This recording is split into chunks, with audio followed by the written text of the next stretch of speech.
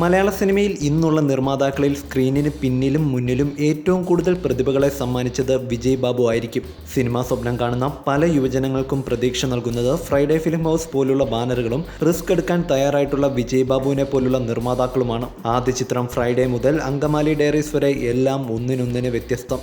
ഒടുവിൽ തിയേറ്ററുകളിലെത്തിയ അങ്കമാലി ഡയറീസ് മികച്ച box office വിജയം ഉറപ്പാക്കി കഴിഞ്ഞു. ലിജോ ജോസ് പല്ലിശ്ശേരിയെ പോലെ ഒരിക്കലും പ്രിഡിക്റ്റബിൾ അല്ലാത്തൊരു സംവിധായകൻ, പലപ്പോഴും ബോക്സ് ഓഫീസ് വിജയങ്ങൾക്കും അപ്പുറം തനിക്ക് കാണാൻ ഇഷ്ടപ്പെടുന്ന ചിത്രങ്ങൾ ഒരുക്കാൻ ശ്രമിക്കുന്ന സംവിധായകനാണ് ലിജോ ജോസ് പല്ലിശ്ശേരി. ആമേൻ ഒഴികെയുള്ള ലിജോ ജോസ് ചിത്രങ്ങൾ നിലവാരം പുലർത്തിയിരുന്നെങ്കിലും ബോക്സ് ഓഫീസിൽ പരാജയപ്പെടാൻ കാരണവും അതുതന്നെ. അത്തരമൊരു സംവിധായകനെ വെച്ച് 86 പുതുമുഖങ്ങളുമായി ഒരു ചിത്രം, അതും ലിജോ ജോസ് എന്ന സംവിധായകന്റെ പതിവ് മേക്കിംഗ് സ്റ്റൈലിൽ ഒട്ടും വീട്ടുവീഴ്ച വരുത്താതെ. എന്നിട്ടും അങ്കമാലി ഡയറീസ് ആദ്യ ദിവസം തന്നെ യുവാക്കൾ ആഘോഷമാക്കി വൻ വിജയം സ്വന്തമാക്കുന്നെങ്കിൽ അതിന് പിന്നിൽ വിജയ് ബാബു എന്ന നിർമ്മാതാവിന്റെ അധ്വാനവും പ്രൊമോഷനിലെ ക്രിയേറ്റീവായുള്ള ഇടപെടലുകളുടെയും സ്വാധീനമാണ്.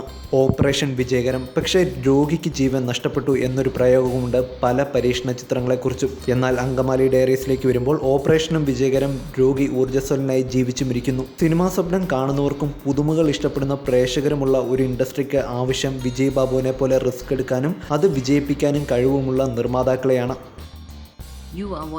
You're watching me on metromatney.com. on metromatney.com.